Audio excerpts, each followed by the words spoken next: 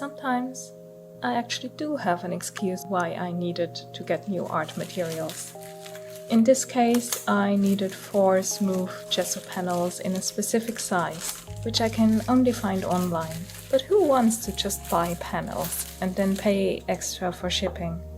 Surely not I. So I stocked up on some other materials that I'd had my eye on. In the past, I mostly worked on small formats. I've been trying to work larger. All my brushes are still focused on small art though. So I thought this large, fluffy brush would be great for colorful base layers or glazing on large formats.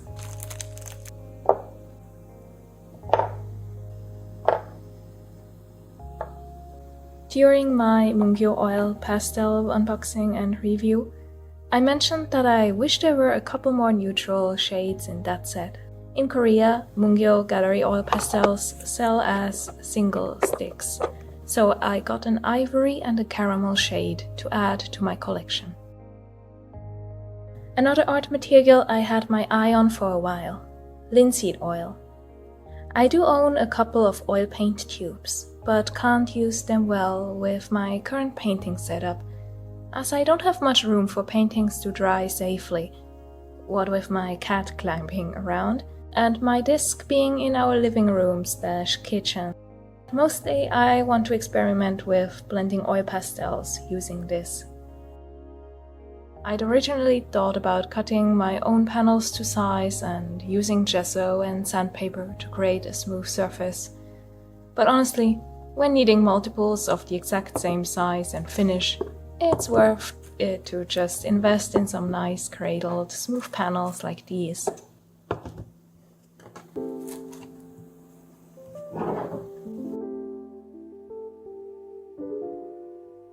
I was at the end of the list of what I actually needed, and still short of free shipping, to be honest. So I caved and got the Paul Rubens oil pastels in the Macaron color selection. I'd been eyeing their titanium white, which I'd tried at a friend's and which has really good coverage. But the 6-pack of those seemed a bit monotonous and boring. The pastel shades, though, looked beautiful together, and while I knew that the Paul Rubens oil pastels can be a bit inconsistent and messy, I've just been loving oil pastels so much lately, I couldn't resist.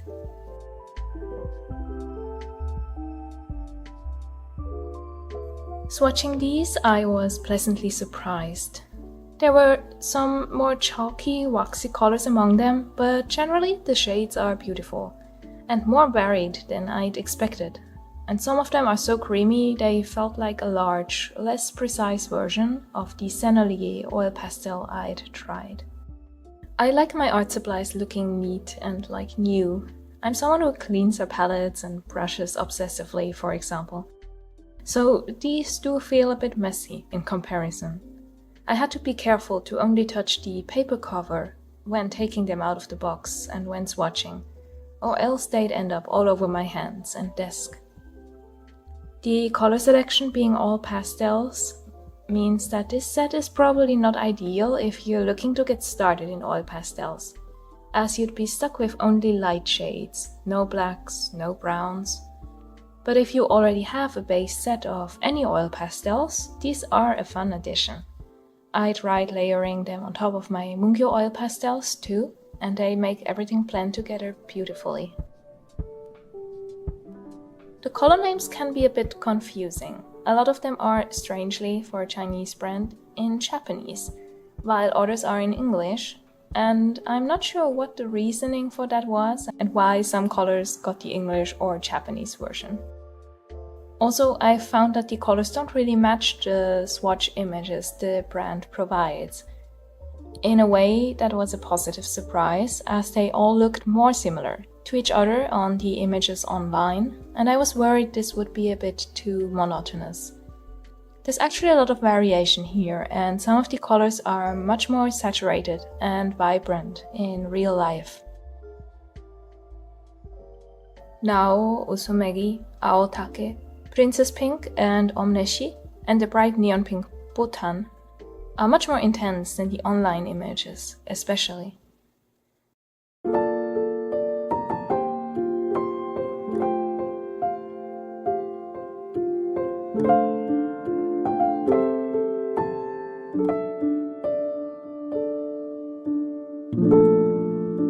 Also, the pink shade Momo and the Tsuyokusa blue felt especially waxy. So those two colors I probably won't reach for that often.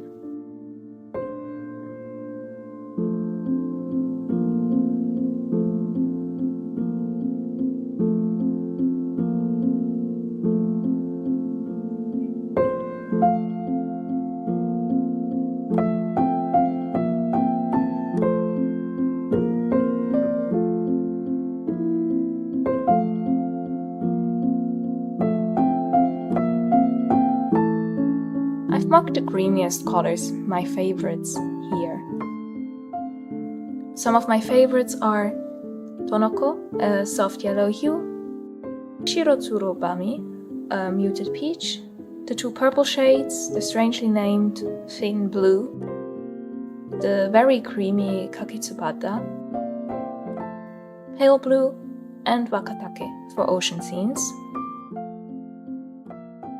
Oitake and Oinibi for plants and landscapes, and then the three most neutral shades, Yanagichi, Black Oak, and Kachi.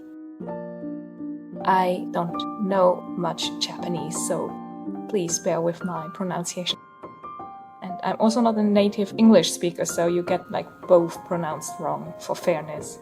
Two shades I didn't like at all though are the silver and gold. They're not as sparkly as one would hope, and the glitter doesn't blend smoothly at all.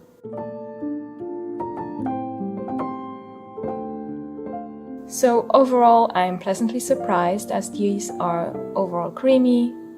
The color palette is harmonious without being too repetitive. And the original reason I bought it, the titanium white, also worked great in a few test drawings. I think these will be great for some more impasto paintings and for me to loosen up more.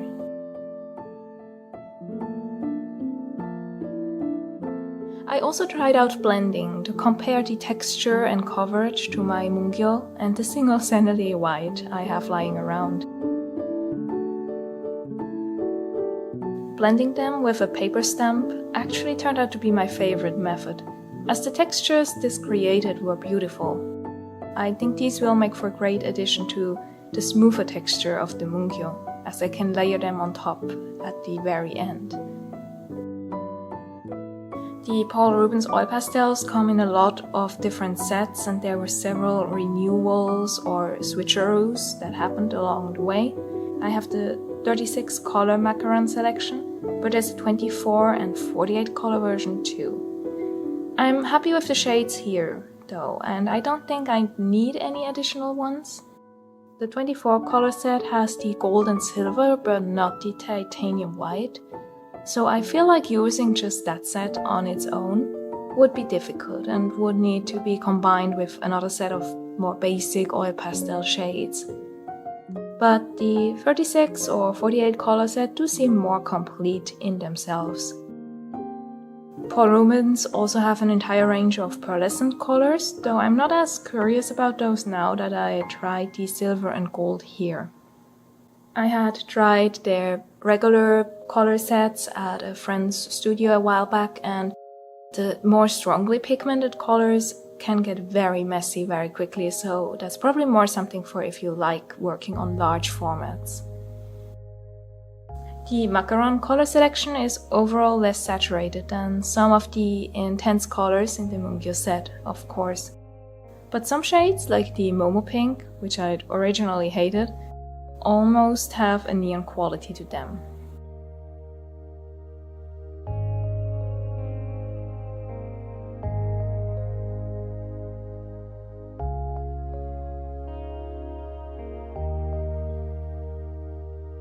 I gave the gold shade another go, blended with the titanium white.